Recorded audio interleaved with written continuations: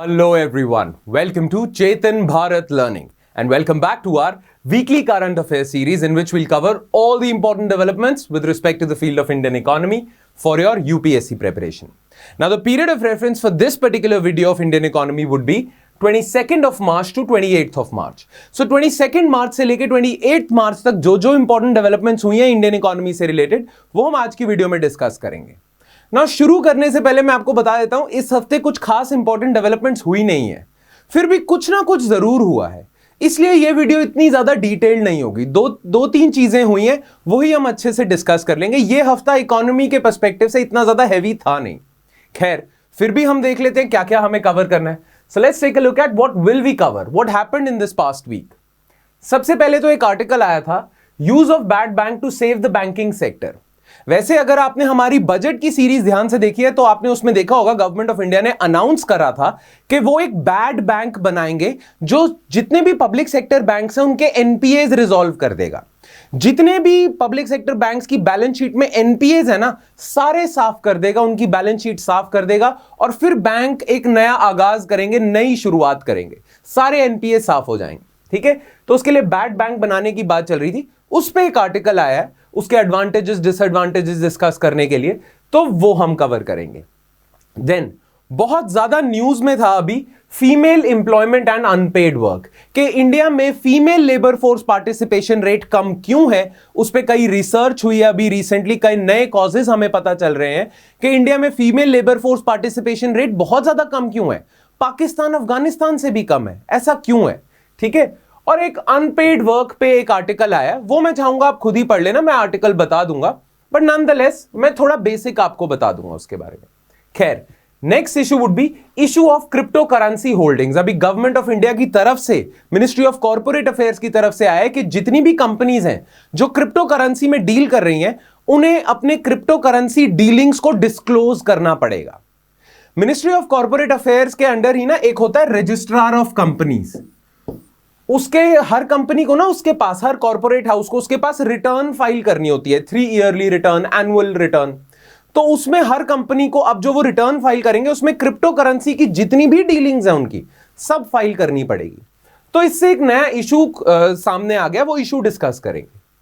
ठीक है, और उसके बाद हमेशा की तरह जैसे मैं आपसे डिस्कस करता ही हूं, कुछ इंपॉर्टेंट आर्टिकल्स जो मुझे लगता है आपके मेंस आंसर राइटिंग के लिए इंपॉर्टेंट हो सकते हैं और वैसे इशू की डीपर अंडरस्टैंडिंग के लिए हो सकते हैं, वो मैं आर्टिकल्स आपके साथ शेयर कर लूंगा. आपने खुद पढ़ने हैं वो आर्टिकल. एंड यस, आज से जो हमारी करंट अफेयर्स की वीडियोस आएंगी उनमें हमने एक और एडिशन करी है.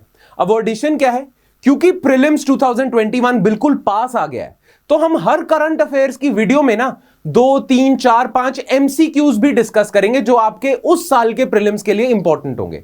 उस साल मतलब इस साल 2021 के प्रीलिम्स के लिए इंपॉर्टेंट होंगे, वो हम करंट अफेयर्स से रिलेटेड एमसीक्यूज आपके साथ डिस्कस करेंगे. सो क्वेश्चंस फॉर प्रीलिम्स 2021 हम एंड में डिस्कस करते हैं.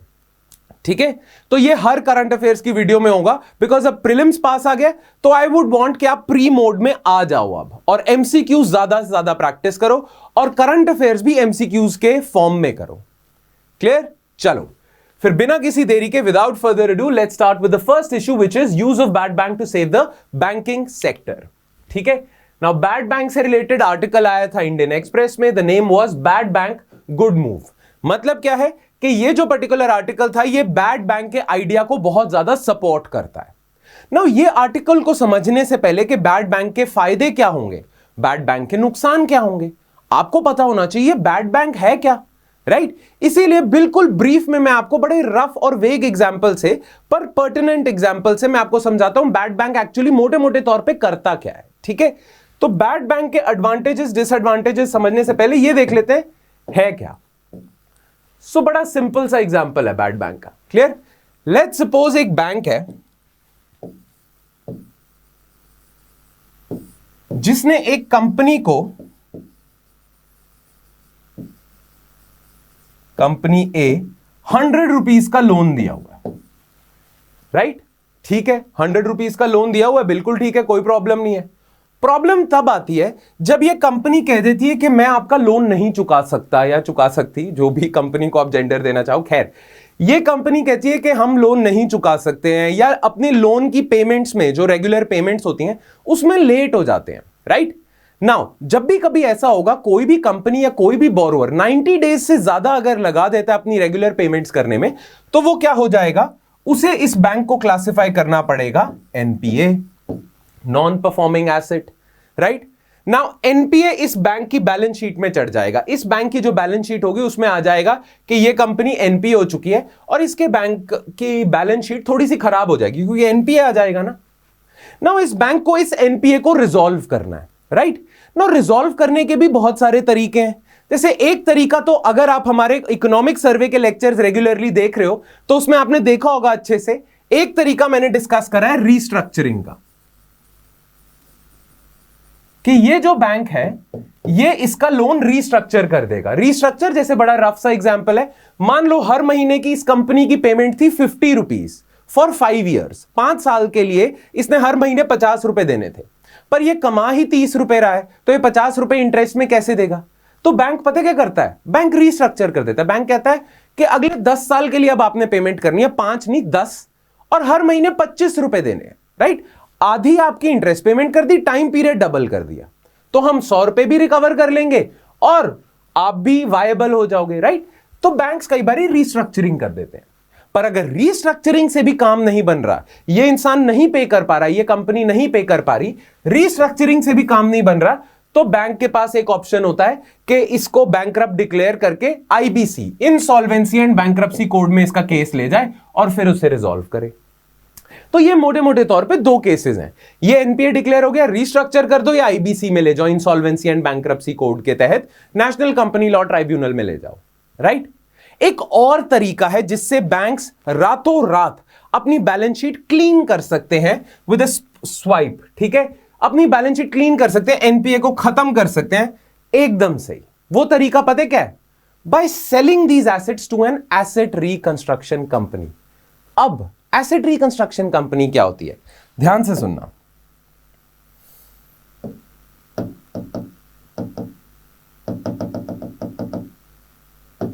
ठीक है, एसेट रिकंस्ट्रक्शन कंपनी क्या होगी। नाउ ये बैंक एनपीए रिजॉल्व नहीं कर पा रहा है, ठीक है, नहीं हो रहा है इससे। अब ने एक एसेट रिकंस्ट्रक्शन कंपनी आती है, ठीक है। बाय द वे ये बैंक ये एनपीए नहीं रिजॉल्व कर पा रहा है, इस बैंक का इसको नुकसान हो रहा है बहुत ज्यादा। बैंक का नुकसान क्या हो रहा है, अगर आपने वही इकोनॉमिक सर्वे का हमारा लेक्चर देखा है तो आपने उसमें देखा होगा, मैंने प्रोविजनिंग के बारे में बात करी थी। बैंक कुछ अमाउंट एनपीए के साथ अटैच कर देता है अपने प्रॉफिट्स में से, अपने कैपिटल में से, राइट। तो वो प्रोविजनिंग में जो पैसा है वो अभी तक फंसा रहेगा। बताया था ना कि अगर बैंक ने किसी को लोन दिया है तो कुछ अमाउंट अपने प्रॉफिट्स में से बैंक साइड पे रखता है, ताकि कल को अगर ये एसेट खराब हो जाए तो मेरे पास ये रुपए तो हैं, ये प्रोविजंस तो हैं, राइट ना। जब तक ये एनपीए रिजॉल्व नहीं होता बैंक का पैसा प्रोविजन में फंसा हुआ है। दूसरा, बैंक के टाइम, मनी, रिसोर्सेज इस लोन को रिजॉल्व करने में लगे हुए हैं। बैंक के एम्प्लॉयज, बैंक का टाइम, बैंक का पैसा इसे रिजॉल्व करने में लगा हुआ है। जबकि बैंक, अगर बैंक का ये एनपीए ना होता तो वही टाइम, मनी, रिसोर्सेज बैंक का लगता क्रेडिट क्रिएशन में, नए लोन देने में, नया बिजनेस लाने में। पर अब बैंक का ज्यादातर नया बिजनेस नहीं आ पा रहा है क्योंकि ज्यादातर लोग इसमें लगे हुए हैं। तो बैंक के लोगों को और टाइम को और मनी को फ्री करने की जरूरत है। यह सोल्यूशन लाके देता है आपको एआरसी। एआरसी क्या करता है, बैंक को बोल देता है देखो आपका ये जो एसेट है, ये जो लोन है, ये आपका एसेट है, ये आप मुझे दे दो, आप मुझे बेच दो ये, ठीक है। नाउ ये एआरसी कहेगा मैं आपसे ये जो एसेट है, आपके 100 रुपए बाकी हैं, 100 रुपए तो आपके आते नहीं, तो मैं क्या करता हूं, मैं आपको ना 70 रुपीज दे देता हूं और मुझे ये एसेट आप बेच दो। अब मैं जानूं और मेरा काम जाने कि मैं इस कंपनी से पैसे कैसे रिजॉल्व करूंगा, ये लोन ही मुझे बेच दो, ठीक है, मैं इससे निकलवा लूंगा पैसे जितने भी मैंने निकलवाने हैं, ठीक है। नाउ ये बैंक कहता है सही है। बैंक को फायदा क्या है, बैंक से 100 रुपए तो आने नहीं वाले थे, ठीक है, कंपनी बैंक के पास 100 रुपए आने नहीं वाले थे। अब बैंक क्या सोचता है कि अगर मैं ये एनपीए इसे बेच दूं एसेट, तो कम से कम 70 रुपीज तो आएंगे, कम से कम 70 रुपीज आ जाएंगे, तो मेरा कैपिटल ठीक हो जाएगा जो मुझे रखना है साइड पे कैपिटल, प्लस मेरा प्रोविजन भी ठीक हो जाएगा।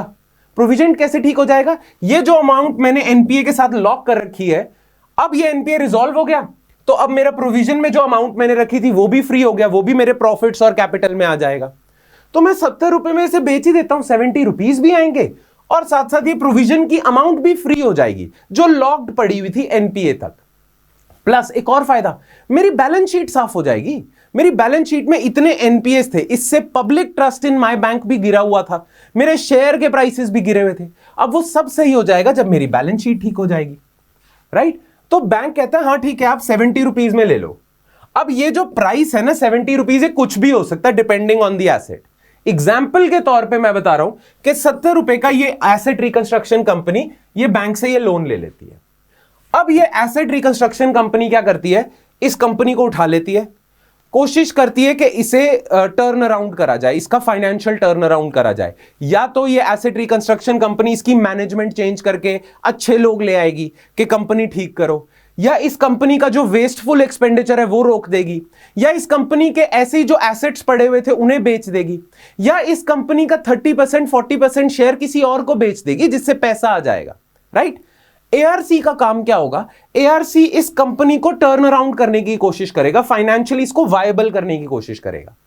जब ये कंपनी फाइनेंशियली वायबल हो जाएगी तो या तो एआरसी इससे 100 रुपए वसूल लेगा जो इसको पेमेंट इसने इस बैंक को ओ करता था, ये एआरसी को कर देगा।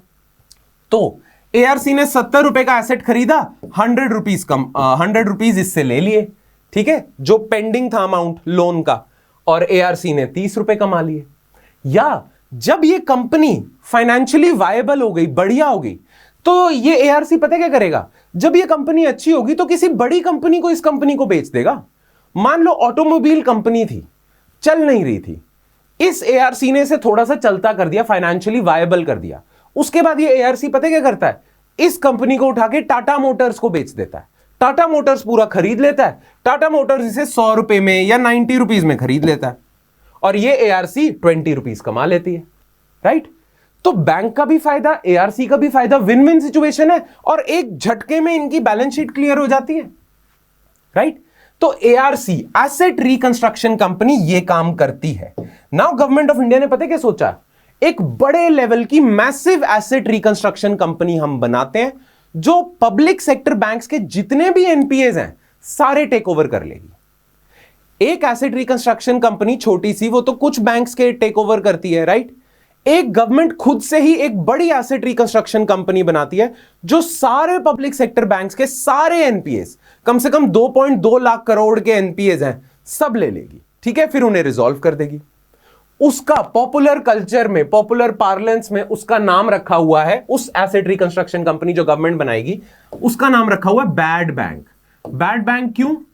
क्योंकि ये बैंक से उनके बैड लोन्स, जिन्हें बैड लोन्स कहते हैं ना, एनपीए को हम बैड लोन्स कहेंगे, बैड लोन्स उठा लेगा ये, राइट? और बैड लोन सारे गवर्नमेंट उठा लेगी, और अब बैंक्स की बैलेंस शीट साफ, अब नया दिन, नई शुरुआत, नया सवेरा, अब चले वो अच्छे से। क्लियर? एक बारी में, एक झटके में उनका सारा साफ हो जाएंगे, एनपीएस बुक सारी, बैलेंस शीट क्लीन हो जाएगी। तो इसको हम बैड बैंक कहते हैं, ये बैड बैंक है।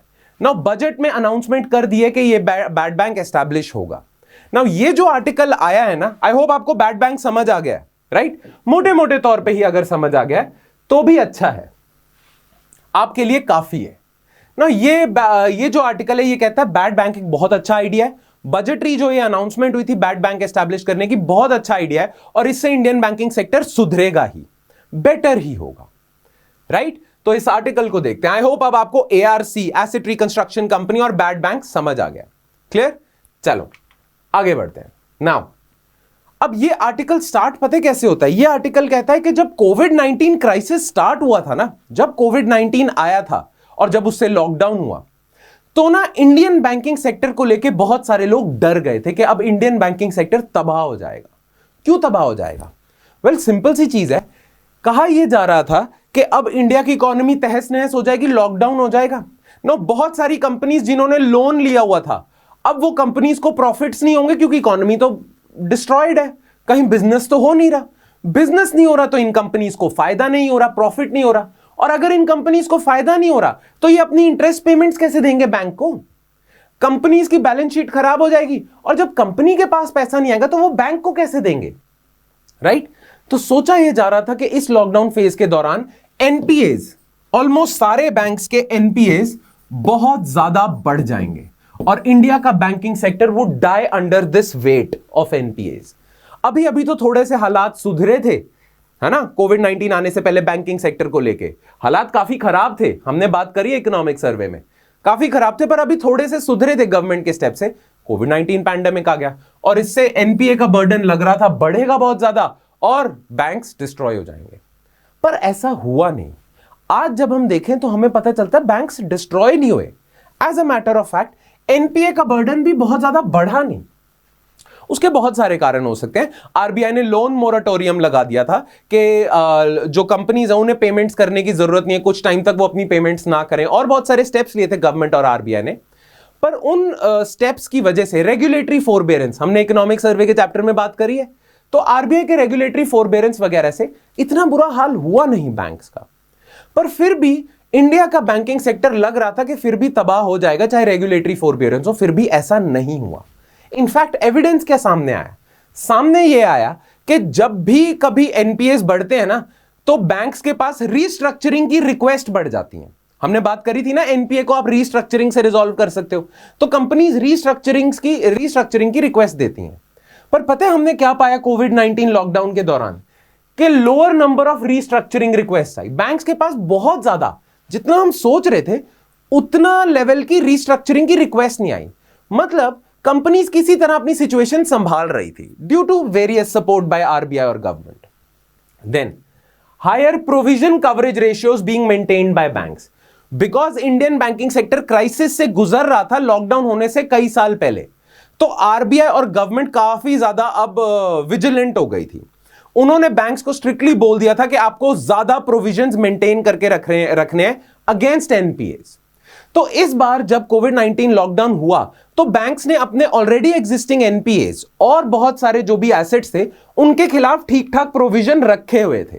तो अगर वो उड़ भी जाते हैं, एसेट्स खत्म भी होते हैं, तो भी बैंक्स के पास प्रोविजन है अपने आप को बचाने के लिए, राइट? तो बैंक्स ने प्रोविजनिंग अच्छी करी हुई थी, प्रिपेयर्ड थे। Next, budget announcements related to the financial sector. Budget में अनाउंसमेंट हुई बैड बैंक की, इससे लोगों का कॉन्फिडेंस और बेटर हो गया कि बैंक्स फेल नहीं होंगे। प्लस बजट में और बैंक्स को लेके काफी अच्छी अच्छी अनाउंसमेंट्स हुई थी जो आपने करी होंगी बजट की सीरीज में हमारी, तो उसकी वजह से बैंक्स बच गए, राइट? तो इसी वजह से ये तीन हमें एविडेंस देखने को मिले जिससे हमें लगा कि यार बैंक्स की हालत इतनी खराब नहीं है, जबकि हमें लग रहा था बहुत ज्यादा खराब होगी। ना ऐसा हुआ क्यों? क्यों बैंक्स बच गए? कैसे बच गए? रीजंस देखते हैं। क्लियर? तो एक एक करके रीजंस देखते हैं। Reasons for resilience of our banking system. Number 1, Indian banks were much better capitalized before the pandemic. क्योंकि क्राइसिस चल रहा था पहले से ही, तो गवर्नमेंट ऑफ इंडिया ने ठीक ठाक पब्लिक सेक्टर बैंक्स को कैपिटलाइज करा हुआ था। मोर देन 2 लाख करोड़ का कैपिटल इन्फ्यूज कर दिया था बैंक्स में, तो वो ठीक ठाक कैपिटलाइज थे कि अगर बहुत सारे एनपीएस हो भी जाते हैं तो भी इतना कैपिटल है कि वो अपने आप को बचा ले, तो कैपिटलाइज ठीक ठाक थे। Next, Indian banks had built up a sizable buffer to provide for bad loan assets. वही प्रोविजनिंग, साइजेबल बफर रखा हुआ था, प्रोविजन रखा हुआ था कि कल को ये खराब होते तो हमारे पास है पैसा बचाने को।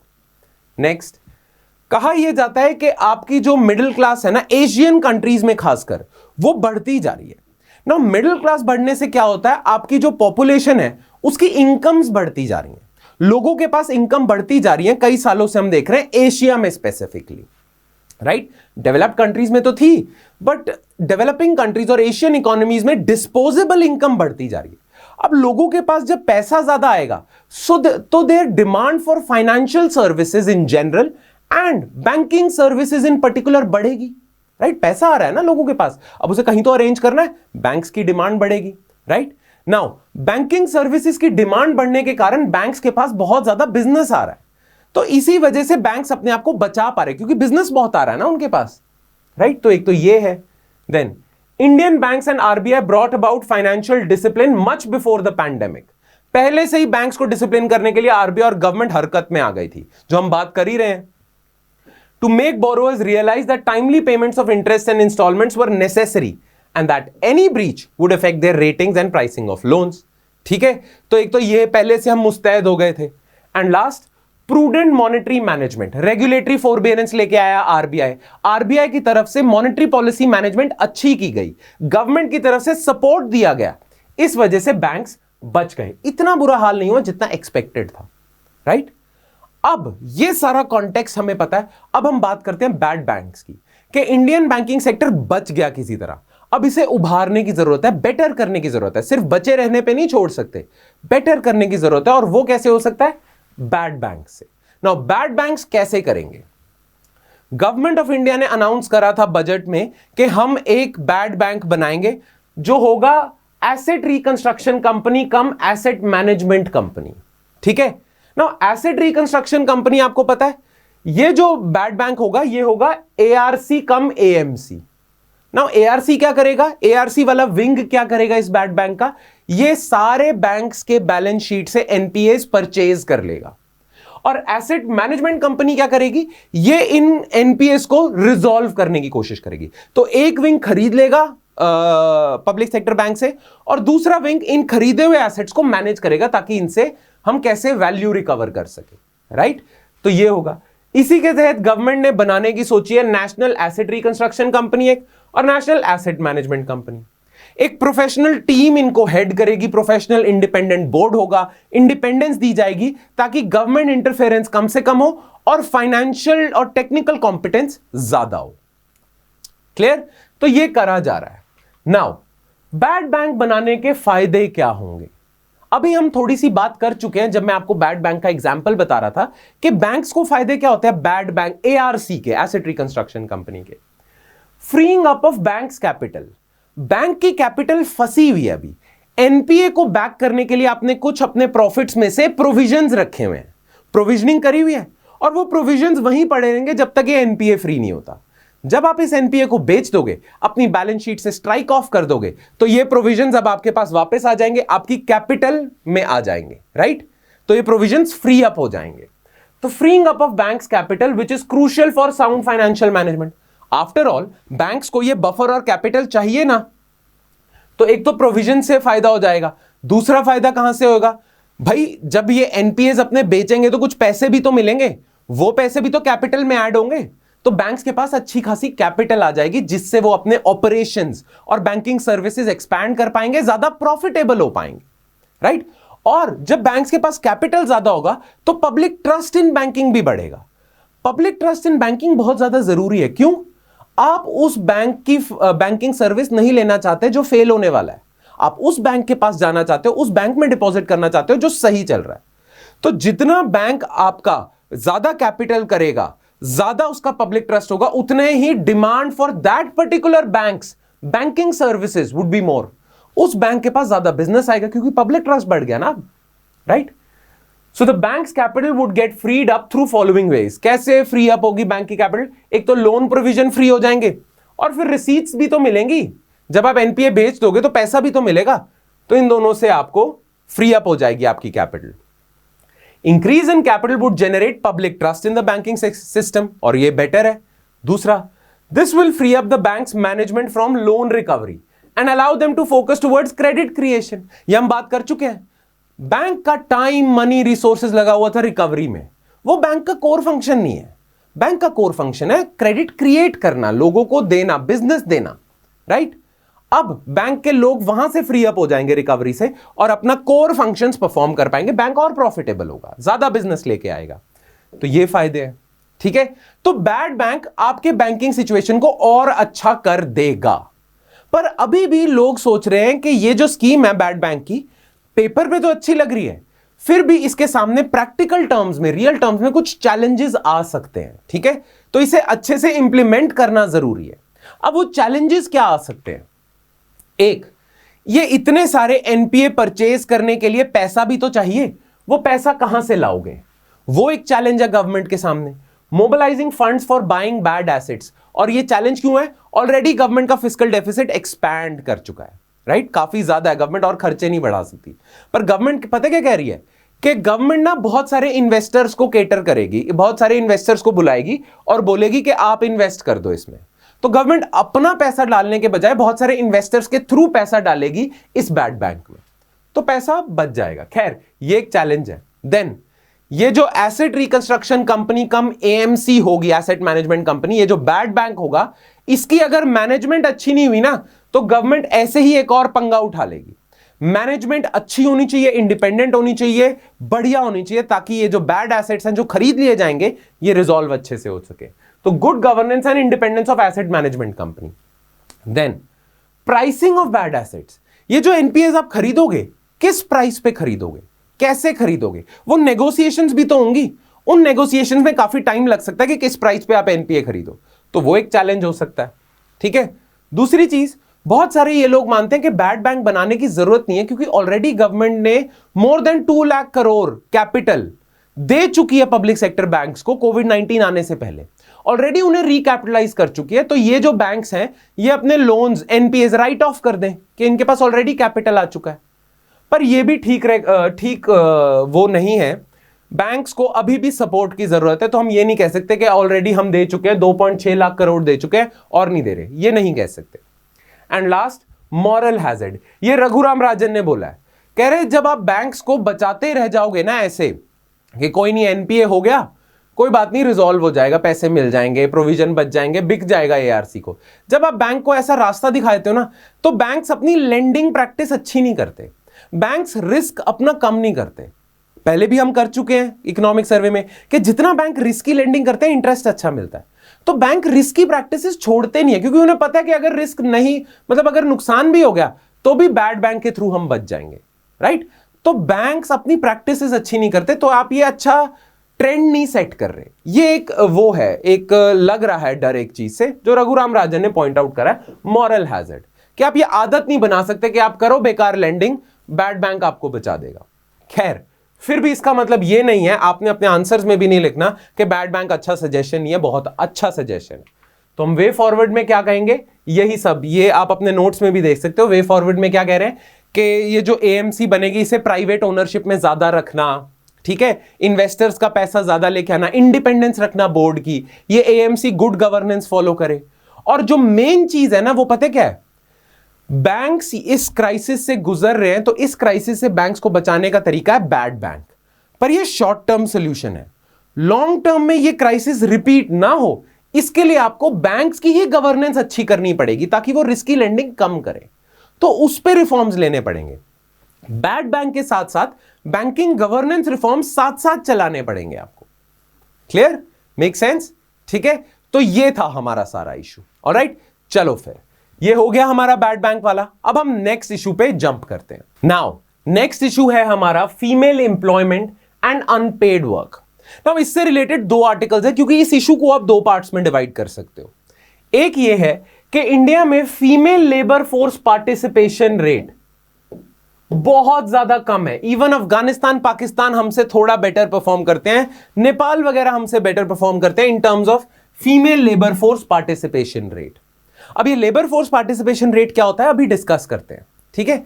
तो वुमेन एम्प्लॉयमेंट को लेके काफी ज्यादा इंडिया में मुद्दा है। एक तो इस पे आर्टिकल है, दूसरा आर्टिकल पता क्या है, दूसरा आर्टिकल कहता है कि विमेन अनएम्प्लॉयड बहुत ज्यादा है। इसका मतलब ये नहीं है कि वो काम नहीं कर रही हैं, बहुत सारी फीमेल्स ऐसी हैं जो काम कर रही हैं पर उनका काम ही अनपेड है, राइट। जैसे हाउसवाइफ्स हो गई, काम करती हैं पर अनपेड है, ठीक है। या मान लो आपका किसी की करियाने की दुकान है, मान लो किसी की कोई शॉप है, वहां पे उसकी वाइफ या बेटी वगैरह भी काम कर रही है, पर क्योंकि वो फैमिली बिजनेस है उनको कौन सी तनख्वाह मिलती है, तो उन्हें आप एम्प्लॉयड गिनते नहीं हो।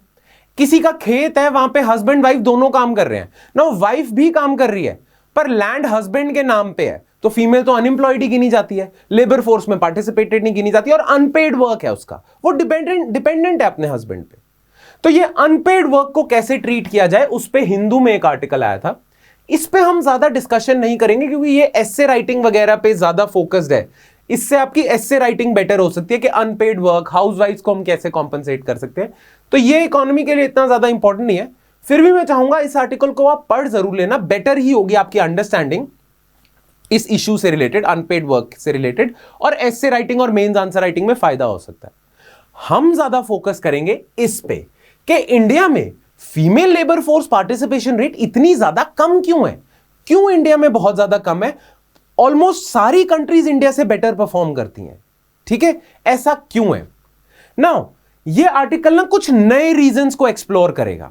ऑलरेडी हमें बहुत सारे रीजंस हमें घिसे पिटे रटाए जाते हैं कि इंडिया में फीमेल इंप्लॉयमेंट कम क्यों है, क्योंकि पेट्रियार्की है, सेफ्टी फॉर वुमेन नहीं है। ये सारी बातें तो हमें पता है और हैं भी, सही भी हैं, पर हमें पता है ये क्लीशेड रीजंस हैं जो आप अपने आंसर में लिखाते हो। पर ये आर्टिकल आपको कुछ नए रीजंस भी बताएगा, तो उनको हम देखेंगे। ऑलराइट, चलो फिर सबसे पहले तो हम ये देख लेते हैं कि लेबर फोर्स पार्टिसिपेशन रेट होता क्या है। राइट, तो सबसे पहले तो ये देख लेते हैं लेबर फोर्स पार्टिसिपेशन रेट क्या होता है। देखो, इंडिया में होती है एक वर्किंग एज पॉपुलेशन। अब वर्किंग एज पॉपुलेशन कौन सी होती है? जो इस एज ग्रुप में लाई करते हैं 15 to 59। इस एज ग्रुप में जो लाई करते हैं उन्हें हम वर्किंग एज पॉपुलेशन कहते हैं। जो 15 साल से छोटे हैं और जो 60 एंड अबव हैं उन्हें हम डिपेंडेंट्स कहते हैं। वो काम नहीं कर रहे, वो वर्किंग एज पॉपुलेशन नहीं है।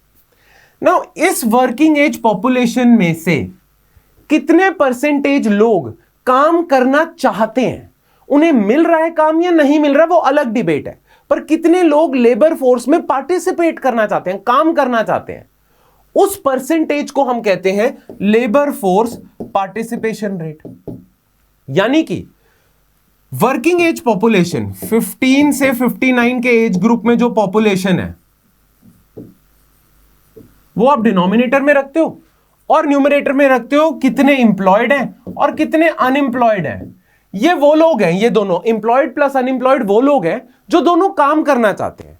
इनको काम मिल रहा है, इनको नहीं मिल रहा है। राइट, और आप परसेंटेज निकाल लेते हो।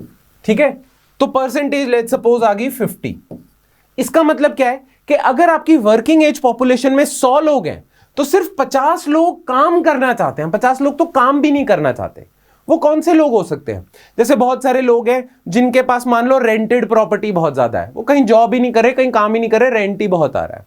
राइट, बहुत सारे और लोग होते हैं, फीमेल्स होती है, वो हाउसवाइफ्स होती है, वो कहीं काम ही नहीं सीख कर रही, वो लेबर फोर्स में पार्टिसिपेट ही नहीं करना चाहती, वो हाउसवाइफ्स है, हाउसवाइफ्स रह के खुश हैं वो, तो इसीलिए वो लेबर फोर्स में पार्टिसिपेट नहीं करती। तो उन्हें आप इस नंबर में ही नहीं गिनते, ना उन्हें आप एम्प्लॉयड गिनते हो ना अनएम्प्लॉयड गिनते हो, क्योंकि वो लेबर फोर्स में पार्टिसिपेट ही नहीं कर रही। Right, make sense? तो ये होता है लेबर फोर्स पार्टिसिपेशन रेट। अगर मैं यहां पे एफ डाल दूं, female labour force participation rate डाल दूं, तो वो क्या होगा? वर्किंग एज पॉपुलेशन में कितनी फीमेल्स हैं, फीमेल्स में जितनी भी वर्किंग एज पॉपुलेशन वाली फीमेल्स हैं उनमें से कितनी फीमेल्स काम करना चाह रही हैं। चाहे वो एम्प्लॉयड है अनएम्प्लॉयड है वो अलग डिबेट है, पर फीमेल्स जो इस ग्रुप में एज ग्रुप में है उनमें से कितनी काम करना चाह रही हैं। राइट, ये होता है female labour force participation rate. Now India में पाया यह जाता है कि जो male labour force participation rate है वो फीमेल से बहुत बेटर है। अगर आप normal female labour force participation rate उठाओ ना इंडिया का, तो वो होगा कुछ 40 to 50% के बीच में, normal labour force participation rate. पर जब आप female labour force participation rate उठाते हो तो वो 21%, हाफ ही हो जाता है।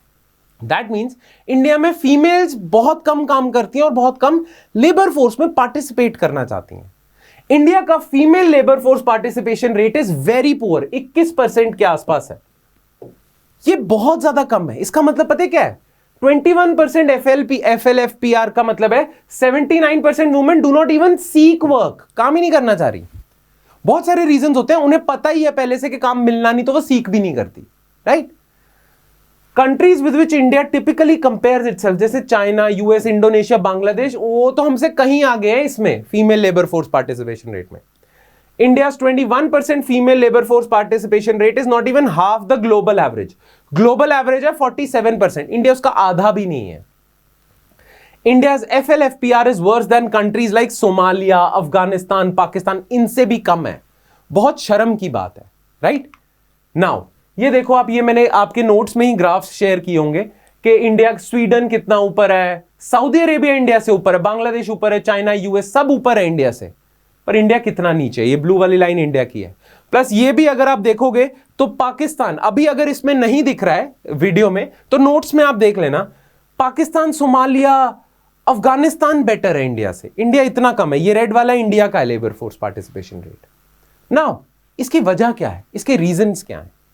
ना इसके रीजंस बहुत सारे हैं, कुछ क्लीशेड रीजंस तो आपको पता ही है, पेट्रियार्की, राइट, कि फीमेल से हम एक्सपेक्ट ही नहीं करते वो काम करेंगी, प्लस बहुत सारे पॉलिटिकल लीडर्स की अभी भाषण वगैरह आ रहे हैं, उसी की वजह से कई आर्टिकल्स भी आ रहे हैं कि पेट्रियार्की हमारी बहुत ज्यादा बढ़ चुकी है, हम फीमेल से एक्सपेक्ट ही नहीं करते कि वो काम करें, उनसे हम एक्सपेक्ट करते हैं कि वो घर का काम करें, बाहर का काम उनका हस्बैंड करेगा, उनको पैसा वगैरह प्रोवाइड कर देगा, वो घर संभाले, ये भी एक थिंकिंग होती है।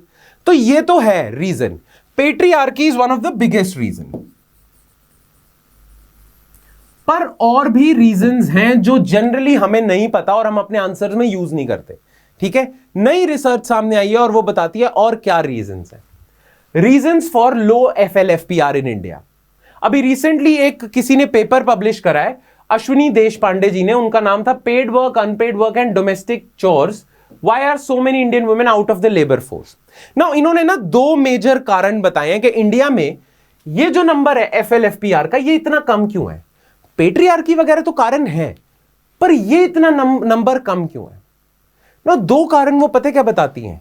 कारण नंबर 1 वो ये बताती हैं, कहती हैं कि इंडिया में ना, आप ध्यान से देखना, ज्यादातर जो लेडीज है ना, ऐसा नहीं है कि वो काम नहीं कर रही हैं। दो कैटेगरीज हम अवेयर हैं इंडिया में। जब हम कैलकुलेट करते हैं विमेन एम्प्लॉयमेंट को, तो हम दो कैटेगरी से अवेयर हैं। एक कैटेगरी होगी कि सैलरीड वुमेन, जो काम कर रही हैं, ठीक है, या जो काम सीख कर रही हैं, काम करना चाहती हैं, राइट। तो वो जो सैलरीड है, उन्हें तो आप लेबर फोर्स पार्टिसिपेशन रेट में डाल देते हो, LFPR में। एक होती हैं जो सिर्फ घर का काम करती हैं, हाउसवाइफ्स हो गई, इन्हें आप LFPR में नहीं डालते। ये these women don't even seek work, ठीक है। आप ना इन्हीं दो कैटेगरीज के बेसिस पे ये कैलकुलेट कर लेते हो FLFPR। जो भाई इस ग्रुप में आ जाएंगी, चाहे नौकरी मिल रही है नहीं मिल रही, उन्हें आप FLFPR में डाल दोगे, इन्हें आप नहीं डालोगे। ये बाइनरी के वे से आप FLFPR कैलकुलेट कर देते हो और कह देते हो इंडिया का 21% है। पर ये अश्विनी देशपांडे जी कहती हैं ऐसा नहीं है। इन दोनों कैटेगरीज के बीच में भी बहुत सारी विमेन लाई करती हैं, जिन्हें ना सिर्फ आप कह सकते हो कि वो सैलरीड हैं और ना कह सकते हो वो प्योर हाउसवाइफ्स हैं, वो यहां कहीं बीच में लाई करती हैं। अब बीच में लाई करती हैं, कैसे करती हैं? सिंपल सा है। मान लो मेरा खेत है और उस खेत में मेरी वाइफ भी काम कर रही है, मैं भी काम कर रहा हूं और मैंने लेबरर्स भी रखे हैं। अब जो लेबरर्स मैंने रखे हैं उन्हें तो मैं पैसे देता हूं, तो वो लेबरर्स इंप्लॉयड गिने जाएंगे, लेबर फोर्स का पार्ट गिने जाएंगे, ठीक है। मैं भी लेबर फोर्स का पार्ट गिना जाऊंगा क्योंकि जो लैंड है जिस पे मैं काम कर रहा हूं वो मेरा है, मेरे नाम पे है, राइट। तो मैं सेल्फ इंप्लॉयड गिना जाऊंगा, मैं भी लेबर फोर्स का पार्ट गिना जाऊंगा। पर मेरी जो वाइफ है जो उस खेत पे काम कर रही है, उसकी वो किसी गिनती में नहीं है। वो ना सैलरीड है, ना वो इंप्लॉयड अनएम्प्लॉयड किसी कैटेगरी में नहीं है, ठीक है। वो तो मेरे खेत में ही काम कर रही है, ठीक है, और कहीं वो काम सीख भी नहीं कर रही, तो वो LFPR में तो कैलकुलेट आएंगे नहीं। पर वो प्योर हाउसवाइफ भी नहीं है, वो प्रोडक्टिव एक्टिविटी में, इकोनॉमिक एक्टिविटी में मेरे साथ काम कर रही है। तो वो हाउस काम भी कर रही है, पर वो मतलब इकोनॉमिक एक्टिविटी भी कर रही है, घर का काम भी, इकोनॉमिक एक्टिविटी भी। पर क्योंकि वो कहीं पेरोल पे नहीं है, उसे आप वर्कर कंसिडर नहीं करते, ठीक है, तो आप उसे लेबर फोर्स में भी नहीं डालते। बहुत सारे आदमी होते हैं जिनके अपने बिजनेसेस होते हैं, उनके वाइफ उनका हाथ बटाती है, पर वो बिजनेसेस आदमियों के नाम पे होती हैं। आदमी तो आ जाएंगे लेबर फोर्स में, औरत नहीं आएगी उनकी जो उनका हाथ बटा रही है। तो ज्यादातर विमेन इधर हैं, और क्योंकि जो इधर विमेन है उनको हम लेबर फोर्स का हिस्सा नहीं गिनते, इसीलिए लेबर फोर्स पार्टिसिपेशन रेट बहुत ज्यादा कम है। तो डेफिनेशन को रीडिजाइन करने की जरूरत है, राइट, जिससे आपको पता चलेगा कि इकोनॉमिक एक्टिविटी में कितनी विमेन एक्चुअली इन्वॉल्व हैं। आप सिर्फ इसे देख रहे हो, इधर तो देख ही नहीं रहे, राइट। तो एक तो ये हो गया। दूसरा कारण क्या है? दूसरा कारण ये बताती हैं अश्विनी देशपांडे जी, कहती हैं कि इंडिया में ना जो अर्बन एम्प्लॉयमेंट है, as far as females are concerned, females की अगर हम बात करें तो अर्बन एम्प्लॉयमेंट, अर्बन एरियाज में फीमेल की एम्प्लॉयमेंट कम ही रही है as compared to rural employment. Rural areas में फीमेल ज्यादा काम करती हैं, ज्यादा एम्प्लॉयड हैं as compared to urban areas. Urban areas में विमेन ज्यादातर हाउसवाइफ्स ही होती हैं, ठीक है, वगैरह, मतलब ज्यादा काम नहीं करती, हस्बैंड ज्यादा काम करते हैं। रूरल एरियाज में जो गरीब घर होते हैं उनकी फीमेल्स खेत वगैरह में भी काम करते हैं, जिसे हमने कभी बात भी करी होगी, feminization of agricultural labour. Agriculture labour में गांव की जो महिलाएं हैं वो बहुत ज्यादा होती हैं, ठीक है, इसीलिए रूरल एम्प्लॉयमेंट फॉर फीमेल ज्यादा रही है अर्बन से हमेशा। अब पाया पता है क्या गया है, पाया ये गया है कि जैसे जैसे एजुकेशन लेवल्स बढ़ते जा रहे हैं, आपकी इकोनॉमी बढ़ती जा रही है, एग्रीकल्चर का शेयर इन वर्कफोर्स कम होता जा रहा है। पहले सारी पॉपुलेशन एग्रीकल्चर में एम्प्लॉयड थी, पर अब वो शेयर कम होता जा रहा है, और वो शेयर मेल्स फीमेल्स दोनों के लिए कम होता जा रहा है, ठीक है। अब जितने भी लोग हैं वो और इंडस्ट्री में एम्प्लॉयड होते हैं, सर्विसेज में एम्प्लॉयड होते हैं, एग्रीकल्चर का शेयर कम होता जा रहा है, ठीक है। और एक और चीज देखी गई है, देखा यह गया है कि रूरल एरियाज में एजुकेशन लेवल भी बढ़ते जा रहे हैं, ठीक है। तो जैसे जैसे एजुकेशन लेवल्स बढ़ते जा रहे हैं ना, जो आदमी है, आदमी के पास अगर 10th का सर्टिफिकेट है, वो 10th पास है, तो उसको जॉब मिल सकती है, उसे लेबरर बनने की जरूरत नहीं, उसको जॉब मिल सकती है, ड्राइवर बन जाएगा, कहीं को पोस्टमैन की ड्यूटी कर लेगा, ये सारी जॉब्स मिल जाती हैं। पर अगर कोई फीमेल है जो 10th पास है, उसको ये सिक्योरिटी गार्ड, पोस्टमैन, ये ड्राइवर का जॉब्स मिलती नहीं है, क्योंकि लोग एक्सपेक्ट ही नहीं करते कि फीमेल्स ये काम करेंगी। तो बड़ी अजीब सी चीज हो रही है, जैसे जैसे रूरल एरियाज में एजुकेशन के लेवल्स बढ़ते जा रहे हैं ना, फीमेल एम्प्लॉयमेंट कम होती जा रही है। पहले जब वो अनएम्प्लॉयड थी तो खेतों में काम कर लेती थी, अब पढ़ी लिखी हो गई हैं, खेतों में तो काम नहीं करेंगी, पर उन्हें ये जो एम्प्लॉयमेंट होती है, जो मेल्स को अवेलेबल है, फीमेल से आप एक्सपेक्ट ही नहीं करते कि वो ड्राइवर बन जाएं या वो सिक्योरिटी गार्ड बन जाए, पोस्टमैन बन जाए, तो उनको जॉब्स अवेलेबल नहीं है। इसीलिए बड़ी अजीब सी चीज है कि पढ़ाई का लेवल बढ़ता जा रहा है, फीमेल एम्प्लॉयमेंट रूरल एरियाज में कम होती जा रही है। इसीलिए इंडिया का female labour force participation rate कभी अच्छा होता था, बट एजुकेशन के साथ रूरल एम्प्लॉयमेंट गिरती गई, female labour force participation rate भी गिरता गया। तो ये दो नए कारण हैं जिन्हें मैं चाहता हूं आपको पता होने चाहिए, आप अपने आंसर में लिख सको, और प्रीलिम्स के भी अगर इससे रिलेटेड कुछ क्वेश्चंस आते हैं तो आप अटेम्प्ट कर सको, ठीक है। ये दो नए कारण आए हैं, ये हम कंसिडर नहीं करते, हम हमेशा वही घिसा पेटा आंसर लिखते हैं ना, पेट्रियार्की है जी, सेफ्टी फॉर वुमेन नहीं है, वो भी कारण है, पर ये भी कारण है, राइट, क्लियर। चलो अच्छा, अब कई लोग बात करते हैं कि अगर हम female labour force participation rate बढ़ा देंगे तो उससे फायदा क्या होगा, राइट, एडवांटेजेस क्या है female labour force participation rate के। वही नॉर्मल आंसर्स तो आपको पता होंगे कि फीमेल लिटरेसी अच्छी होती है, एजुकेशन लेवल्स फीमेल्स के अच्छे होंगे तो फर्टिलिटी रेट कम होगा, चाइल्ड मैरिज कम हो गई, राइट, इन्फेंट मोर्टेलिटी रेट कम होगा, और वो बहुत सोशल बेनिफिट्स हैं जो विमेन को फायदा देते हैं, है ना। तो हम बात करते हैं कि विमेन एम्प्लॉयमेंट बढ़ानी चाहिए, उससे विमेन को फायदा होगा। पर ये जो आर्टिकल है ना, ये एक बुक को कोट करता है, उस बुक का नाम है डबल एक्स इकोनॉमी। उस बुक में लिखा हुआ है कि विमेन एम्प्लॉयमेंट बढ़ने से नॉट जस्ट सिर्फ विमेन को फायदा होता है, पूरी सोसाइटी को फायदा होता है। जैसे जितनी ज्यादा फीमेल्स काम करेंगी उतनी ज्यादा आपकी जीडीपी में भी तो एडिशन होगी, इकोनॉमिक एक्टिविटीज भी तो बढ़ेंगी, राइट। जितनी फीमेल्स काम करेंगी उतने पॉवर्टी लेवल्स भी कम होंगे। आपको पता है ज्यादातर पॉवर्टी में ना विडोज होती हैं। अब विडोज के हस्बैंड की डेथ होगी जो उसे कमा के देता था, विडोज खुद कमा नहीं पाती हैं तो वो पॉवर्टी में स्लिप कर जाती हैं। अगर फीमेल एम्प्लॉयमेंट बढ़िया होगी तो वो इंडिपेंडेंट होंगी, फाइनेंशियली इंडिपेंडेंट होंगी तो पॉवर्टी लेवल्स भी कम होंगे। तो पूरी सोसाइटी को फायदा होता है, आपकी पूरी इकोनॉमी को फायदा होता है अगर women labour force participation rate बढ़े, विमेन एम्प्लॉयमेंट बढ़े। तो इसीलिए यह बात हमें पता होनी चाहिए, और उसी कॉन्टेक्स्ट में ये सारे एडवांटेजेस लिखे हुए हैं, advantages of high female labour force participation rate, ठीक है। ये सारे आपके नोट्स में दिए होंगे, पढ़ लेना, बड़े जेनरिक से हैं। इकोनॉमी को क्या फायदा होगा, सोशल फैक्टर्स में क्या फायदा होगा, हेल्थ के क्या फायदे होंगे, एजुकेशन के क्या फायदे होंगे, ये सारे इधर लिखे हुए हैं, नोट्स में से पढ़ लेना, they are very easy to understand. Alright, ये सारे एडवांटेजेस हैं, मैंने बहुत ज्यादा बड़ी लिस्ट बनाई है एडवांटेजेस की, ताकि आप अच्छे से अटेम्प्ट कर सको अगर क्वेश्चन आ जाता है female labour force participation rate को लेके। ऑलराइट, चलो अब हम आ जाते हैं अपने नेक्स्ट इशू पे, लास्ट इशू पे, which is issue of crypto currency holdings. ठीक है, जैसा कि अभी थोड़ी देर पहले जब स्टार्टिंग में इस लेक्चर के मैंने बताया था कि मिनिस्ट्री ऑफ कॉर्पोरेट अफेयर्स ने नई न्यूज निकाली है कि जितनी भी कंपनीज हैं उनकी जितनी भी डीलिंग्स हैं क्रिप्टो करेंसी में, उन्होंने किसी से क्रिप्टो करेंसी खरीदी हुई है, किसी को पे करा है, किसी से पेमेंट रिसीव करी है, सारी डीलिंग्स ना उन्हें रिटर्न में अपनी फाइल करनी पड़ेगी, डिस्क्लोज करनी पड़ेगी। राइट नाउ इससे ना एक इशू आ जाता है। इशू क्या आ गया, अभी थोड़े दिन पहले ना आरबीआई ने बैन कर दी थी क्रिप्टो करेंसी। जब आरबीआई ने बैन कर दी थी तो सुप्रीम कोर्ट ने वो बैन लिफ्ट कर दिया। फिर ना गवर्नमेंट ऑफ इंडिया पिछले साल एक बिल लेके आना चाहती थी जिसमें वो क्रिप्टो करेंसी को बैन कर देगी, राइट। और गवर्नमेंट इस साल भी वो बिल टेबल करना चाहती है। अब लोग पता है क्या ऐसे स्पेकुलेशन कर रहे हैं कि अगर गवर्नमेंट इस नोटिफिकेशन के थ्रू क्रिप्टो करेंसी को रेगुलेट करना चाह रही है, डिस्क्लोज करवाना चाह रही है, तो मे बी गवर्नमेंट ने अपना बैन करने का आइडिया ड्रॉप कर दिया। अगर गवर्नमेंट कह रही है कि डिस्क्लोज करो, हम रेगुलेट करेंगे क्रिप्टो करेंसी को, तो maybe government is open to the idea कि क्रिप्टो करेंसी हम अलाउ कर देते हैं, रेगुलेट अच्छे से करेंगे, बैन नहीं करेगी गवर्नमेंट, राइट। तो बहुत सारे लोग होपफुल हो गए कि गवर्नमेंट बैन नहीं करेगी, गवर्नमेंट ये बिल ही नहीं लेके आएगी, राइट। पर बहुत सारे लोग कह रहे हैं कि गवर्नमेंट ने इसलिए नहीं करा है कि गवर्नमेंट बैन नहीं करेगी। गवर्नमेंट बैन अभी भी करेगी। गवर्नमेंट बस इंफॉर्मेशन जानना चाहती है कि इन लोगों ने जिन्होंने डीलिंग्स करी है क्रिप्टो करेंसी में वो कितनी डीलिंग्स करी हैं, राइट। ब्लैक मनी तो नहीं जनरेट कर रही है क्रिप्टो करेंसी के थ्रू। तो ये है, तो ये दोनों साइड है, एक साइड होपफुल है, एक साइड कह रही है ऐसा कुछ नहीं है, बैन ही होगी, राइट।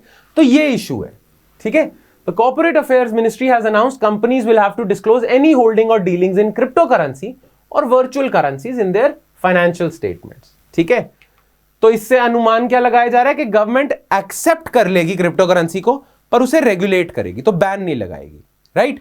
पर ऑलरेडी एक बिल गवर्नमेंट के पाइपलाइन में है जिसका नाम है crypto currency and regulation of official digital currency bill. उसमें गवर्नमेंट ने आउटराइटली, उसका जब ड्राफ्ट सामने आया था पिछले साल, तो उसमें गवर्नमेंट ने आउटराइटली बैन कर दी थी क्रिप्टो करेंसी। और गवर्नमेंट ने कहा था सारी क्रिप्टो करेंसी बैंड है, आरबीआई अपनी क्रिप्टो करेंसी निकालेगा, वो ही सिर्फ अलाउड होगी, वो बैंड नहीं होगी, बाकी सारी क्रिप्टो करेंसीज बैंड है, राइट। पर वो बिल ना कभी पार्लियामेंट में टेबल नहीं हुआ, पर गवर्नमेंट की इंटेंशंस पता चल गई उससे, राइट। अब गवर्नमेंट शायद उस बिल को दोबारा टेबल कर दे और दोबारा बैन कर दे, अब देखते हैं होगा क्या, क्लियर। पर बिल का नाम ये है, प्रीलिम्स में आपसे पूछ सकते हैं, कभी भी टेबल हो सकता है। पर ये जो मिनिस्ट्री ऑफ कॉर्पोरेट अफेयर्स की न्यूज आई है, इसने फिर एकदम से वो क्वेश्चन को उठा दिया कि गवर्नमेंट बैन करेगी कंप्लीटली या गवर्नमेंट अलाउ कर देगी पर रेगुलेट करेगी। इनफैक्ट इसमें निर्मला सीतारमण जी जो हमारी फाइनेंस मिनिस्टर है, उन्होंने भी कह दिया कि गवर्नमेंट इस इशू पे फूंक फूंक के कदम रखेगी, एकदम से आउटराइट कोई डिसीजन नहीं लेगी, देखेगी, कैलिब्रेटेड गवर्नमेंट का रिस्पॉन्स होगा। तो देखते हैं क्या होगा। खैर, इस बिल के बारे में थोड़ी और जानकारी ले लेते हैं। बैकग्राउंड क्या था? The government had earlier come up with this bill, जो हमने बात करी है, crypto currency and regulation of official digital currency bill, in 2019, but it was not introduced in the parliament, ठीक है। The 2019 bill banned the use of cryptocurrency as legal tender or currency. It also prohibited mining वगैरह, crypto currency ban ही कर दी। The bill also said that there will be a regulation to help RBI create its own digital currency. RBI अपनी digital currency निकालेगा, वो allowed होगी, बाकी सारी band होंगी। Plus RBI ने पहले क्रिप्टो करेंसी बैन कर दी थी, पर सुप्रीम कोर्ट ने ओवरटर्न कर दिया। तो ये बैकग्राउंड आपको पता होना चाहिए, और साथ साथ ये भी पता होना चाहिए कि गवर्नमेंट बैन क्यों करना चाह रही है, क्यों बैन करना है भाई। तो why government wants to ban crypto currency? They do not have any sovereign guarantee, कोई गारंटी नहीं है। आपके पास जो पैसा है आज, जो रुपीज हैं, उन पे गवर्नमेंट की गारंटी है।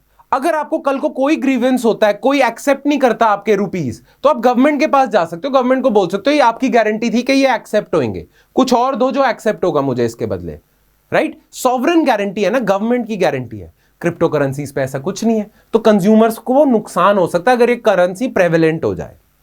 नेक्स्ट, इन्हें हम ना, गवर्नमेंट इन्हें क्रिप्टो करेंसीज नहीं कह रही, क्रिप्टो एसेट्स कह रही है। क्यों? क्योंकि ये जो बिटकॉइन वगैरह है, ये एज करेंसी इतना यूज नहीं हो रही जितना लोग इन्हें इन्वेस्टमेंट के लिए यूज कर रहे हैं, कि आज $11,000 का है, कल को 20,000 का हो जाएगा। तो एज एसेट यूज कर रहे हैं, कि लैंड की तरह, कि आज इसमें पैसे लगाओ, बढ़ जाएगी इसकी वैल्यू, बेच देंगे, राइट। तो लोग इसे एसेट की तरह यूज करें, इसलिए क्रिप्टो एसेट्स कह देते हैं। Crypto assets are highly volatile and hence can not become a viable currency. देखो, कोई भी चीज, कोई भी एसेट करेंसी तभी बन सकता है अगर वो स्टेबल हो। पर हम देख रहे हैं बिटकॉइन वगैरह की वैल्यू तो कितनी ज्यादा वॉलेटाइल है, कितनी चेंज हो जाती है। तो इसे आप कैसे करेंसी बना सकते हो, राइट। तो इसे करेंसी वायबल करेंसी है नहीं है, तो गवर्नमेंट बैन करना चाहती है। देन क्योंकि ये अनोनिमस है, तो बहुत सारे टेररिस्ट और अंडरवर्ल्ड वाले इसे यूज कर रहे हैं अपने ऑपरेशंस फाइनेंस करने में, और गवर्नमेंट जान नहीं पा रही है क्योंकि ये अनोनिमस है ना। पता नहीं चलता कैसे ट्रांसफर हुए हैं, किसने किसको पैसा दिया, अनोनिमिटी है बहुत ज्यादा। जनरली या कोई किसी को पैसे देता है तो आप बैंक वायर ट्रांसफर टैप कर लेते हो, आप ये जो बैंक्स के थ्रू डीलिंग्स हुई हैं उन्हें ट्रैक कर लेते हो, इसमें कर नहीं सकते। प्लस मॉनेटरी पॉलिसी, जो गवर्नमेंट आरबीआई जो मॉनेटरी पॉलिसी लेके आता है ना, इंटरेस्ट रेट, रेपो रेट वगैरह, उससे आरबीआई ना मनी सप्लाई वगैरह को मैनेज करता है, राइट। तो आरबीआई की मॉनेटरी पॉलिसी मैनेज करने की पावर कहां से आती है? क्योंकि आरबीआई ही रुपी इशू करता है और इंडिया में रुपी ही चलता है, तो रुपी की मनी सप्लाई ऊपर नीचे करके आरबीआई इंडिया की मॉनेटरी पॉलिसी मैनेज कर लेगा। पर अगर इंडिया में रुपी के अलावा बिटकॉइन भी चल रहा है जिसपे आरबीआई का कोई कंट्रोल ही नहीं है, तो आरबीआई कैसे चेंज करेगा money supply? RBI monetary policy अच्छी और इफेक्टिव कैसे लेके आएगा जब ज्यादातर बहुत कम करेंसी रुपीज में है और ज्यादा करेंसी बिटकॉइन में? अगर बिटकॉइन पे तो कोई कंट्रोल ही नहीं है। तभी तो गवर्नमेंट कह रही है कि वर्चुअल करेंसी से हमें कोई प्रॉब्लम नहीं है, सॉवरन बैकिंग होनी चाहिए, उस पर कंट्रोल होना चाहिए ताकि आरबीआई की मॉनेटरी पॉलिसी कुछ काम की हो। इसीलिए गवर्नमेंट कह रही है कि आरबीआई अपनी डिजिटल करेंसी बनाए, रुपीज के साथ साथ अपनी डिजिटल करेंसी, दोनों पे कंट्रोल होगा तो मॉनेटरी पॉलिसी इफेक्टिव होगी, राइट। तो इसीलिए बैन करना चाहते हैं। क्लियर? ठीक है, चलो फिर इसी के साथ हमारे आज के इश्यूज कवर होते हैं। अब हम एंड की दो चीजें देख लेते हैं। एक आपको आपके नोट्स में मिल जाएंगे, जो आर्टिकल्स मैं चाहता हूं आप खुद पढ़ें। 3 आर्टिकल्स मैंने दिए हैं, ठीक है, 2 इंडियन एक्सप्रेस के, 1 हिंदू का। ये जरूर पढ़ना, दीज आर इंपॉर्टेंट आर्टिकल्स। ये आपकी कॉन्सेप्चुअल क्लैरिटी और वैसे भी आंसर राइटिंग क्लैरिटी, क्योंकि इसमें जो लैंग्वेज यूज हुई है वो आप आंसर्स में जरूर मेंशन करना, एसेज में जरूर मेंशन करना। तो ये आर्टिकल जरूर पढ़ना। क्लियर?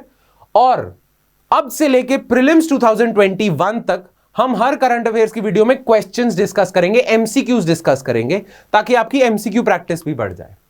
तो ये आपके प्रीलिम्स के लिए कुछ क्वेश्चंस हैं, ठीक है। इनका आंसर आपको पीडीएफ में तो मिल जाएगा, पर अभी जो ये लोग क्वेश्चंस देखेंगे, मैं चाहूंगा कि इन क्वेश्चंस का आंसर आप यूट्यूब कमेंट सेक्शन में जरूर देना। मैं चेक करना चाहता हूं कितने लोग सही देते हैं, और कल इनके जो आंसर होगा वो हम कमेंट सेक्शन में डाल ही देंगे, पिन कमेंट पे हम डाल देंगे आंसर। पर आज मैं चाहता हूं आप खुद कमेंट्स में आंसर करना इन क्वेश्चंस का। क्लियर? ठीक है।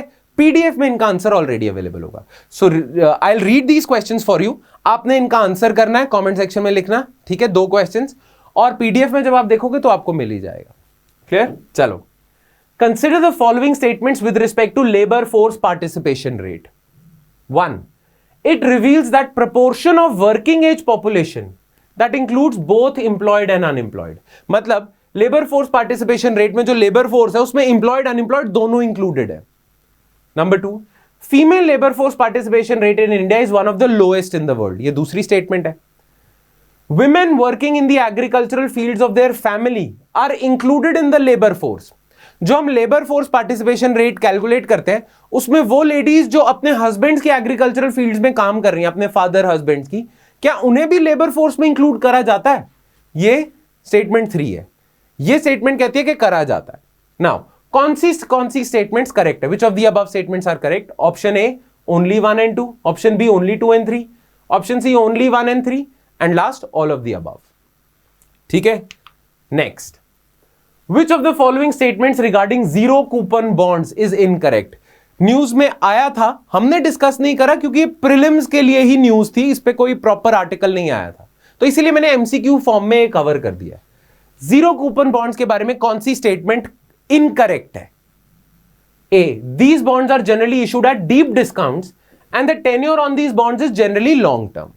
Next, these are traded at a discount and redeemed for its full face value at the time of maturity.